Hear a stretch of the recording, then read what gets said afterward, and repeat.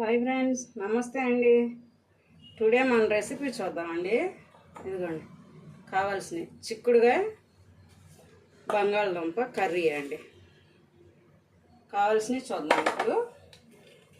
ఇదిగోండి, ఉల్లిపాయ, పచ్చిమిర్చి, కరివేపాకు అండ్ టమాటో, కొంచెం అల్లం వెల్లుల్లిపాయ పేస్ట్ అండి. స్టవ్ పైన కళాయి పెట్టేసుకొని ఆయిల్ వేసుకున్నామండి. ఆయిల్ కాగాక కొంచెం తాలింపులు వేసుకున్నాం. తాలింపులు వేగిపోతున్నాయండి. ఇప్పుడు ఉల్లిపాయ, పచ్చిమిర్చి వేసుకున్నాము. కరివేపాకు,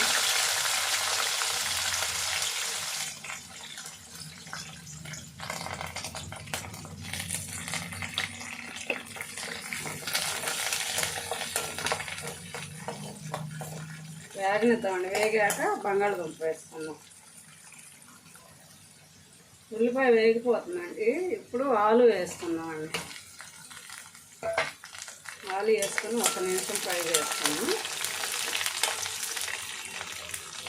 తర్వాత కొంచెం ఇదిగోండి అల్లం వెల్లుల్లిపాయ వేసుకున్నామండి.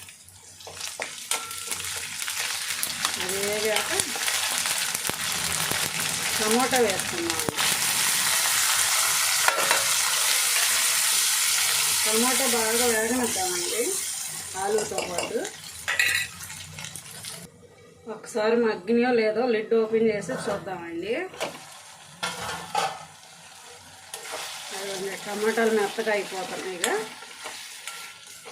ఇప్పుడు మనం కర్రీకి సరిపడా ఉప్పు వేసుకుందామండి. ఎప్పుడైనా రాళ్ళు ఉప్పు వాడండి, మంచిది.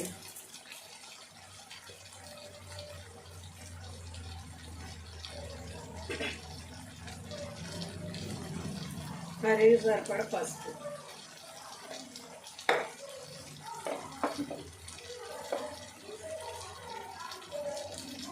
కర్రీకి సరిపడా కారం అండి.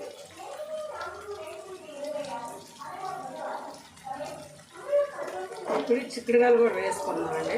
ఉడకబెట్టినాయండి, ఫాస్ట్గా అయిపోయింది. వేగనిద్దాం. ఇప్పుడు కర్రీకి సరిపడా వాటర్ వేసుకుందామండి. 2 మినిట్స్ మగ్గనిద్దామండి. ఈ టైంలో కొంచెం ధనియా పౌడర్ వేసుకుందామండి.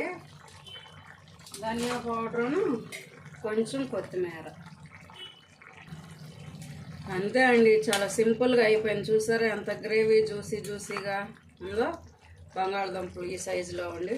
అంతే అండి, చాలా సింపుల్గా. నచ్చితే లైక్ చేయండి, ప్లీజ్ సబ్స్క్రైబ్ అండి. బాయ్ అండి.